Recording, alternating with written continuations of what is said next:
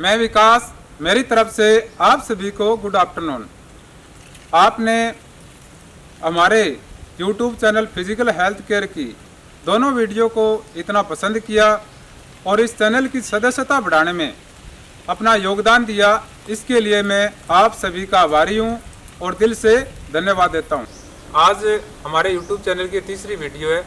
इस वीडियो के माध्यम से हम साइटिका नर्व के बारे में समझेंगे कि साइटिका नर्व में समस्याएं क्यों आती हैं और साइटिका नर्व में समस्याएं आने से हमारे इस बैक साइड में या इस लेग में कौन सी समस्याएं आती हैं और उन समस्याओं में हमें कौन सी एक्सरसाइजें करनी होती है और कौन सी एक्सरसाइज नहीं करनी होती है।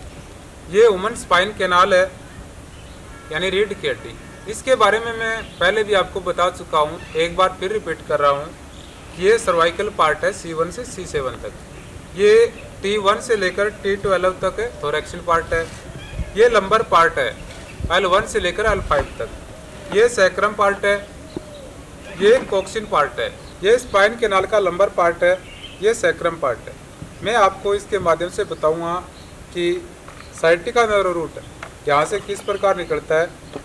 ये देखो, ये L4 है, ये L5 है, ये S1 है। यहाँ से ये साइटिका नर्व निकलकर बटक के पास एक पीरिफॉर्मिस मसल्स होती है, उसके पास ये एक मोटी एक नर्व ये बन जाती है और उसके बाद ये बैक थाइज होते हुए काफ मसल्स और काफ मसल्स से नीचे तक इसका रूट जाता है। इस साइटिका नर्व रूट में अगर यहाँ पर कंप्रेशन हो रहा है तो भी यहाँ तक दर्द जा सकता है। यदि ये कंप्रेशन ज़्यादा है तो ये समस्याएं की जो स्टेज है वो बढ़ सकती है, तो उसके ट्रीटमेंट में हमें कई बार ज़्यादा समय लगता है। ये नर्व रूट कई बार पीरिफॉर्मिस मसल्स है, इसके कारण भी इसमें समस्याएं आ जाती हैं, जिसके कारण हमारे बटक से लेकर पूरे लेग तक ये दर्द जाता है। तो ये जहाँ भी कंप्रेशन होती है उसकी वजह से हमें साइटिका दर्द होता है। अगर इसके नीचे से तो पेरिफॉर्मिस मसल्स है, उसके नीचे से अगर ये कंप्रेस हो रही है तो सिर्फ हमें इस पेरिफॉर्मिस मसल्स इसका ही ट्रीटमेंट करना होता है। साइटिका प्रॉब्लम के 4 मुख्य कारण होते हैं। पहला कारण होता है स्लीप डिस्क, जिसे कई हर्निएशन डिस्क भी कहते हैं, बात एक ही है।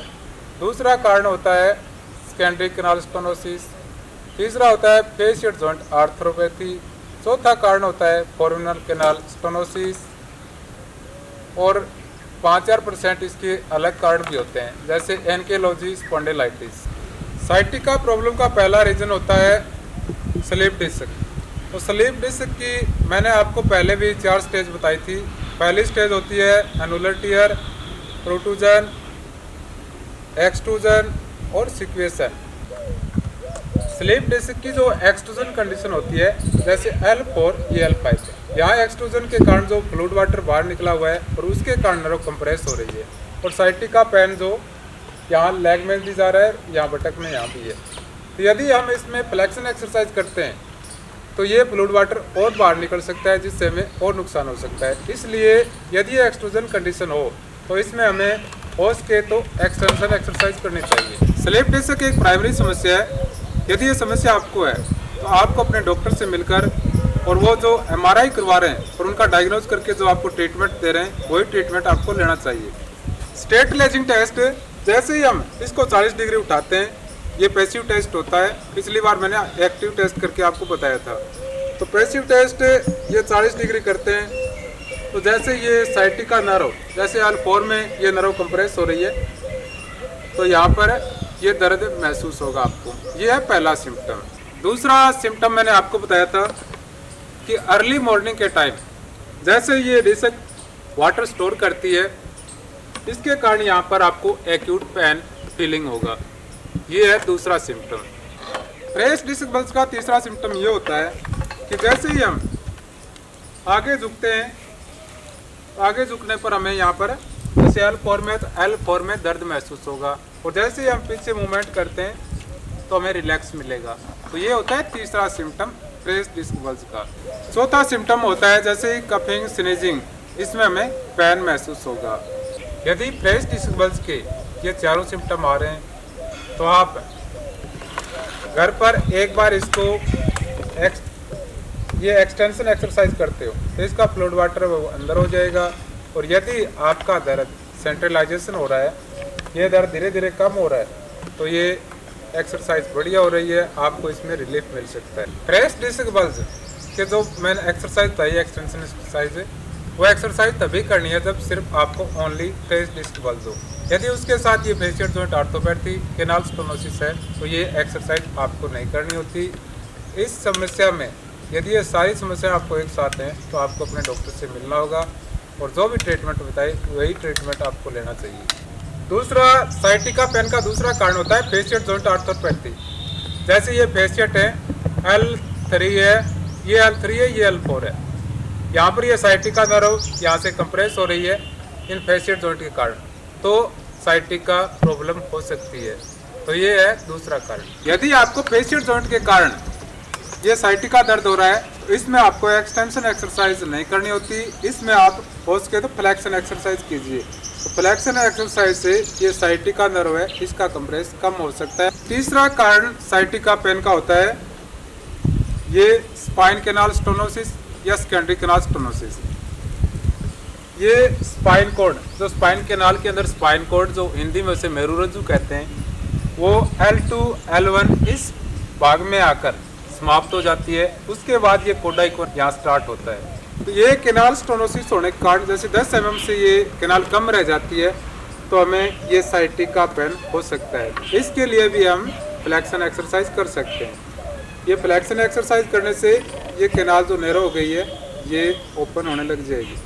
और फोर्थ रीजन इसका जो साइटिका पेन होने का वो होता है फोर्मिनल केनाल स्टोनोसिस। यहाँ ये फोर्मिनल केनाल होती है, वो भी नैरो होने के कारण ये साइटिका पेन होने लगता है। इसमें भी हमें फ्लेक्शन एक्सरसाइज करनी चाहिए।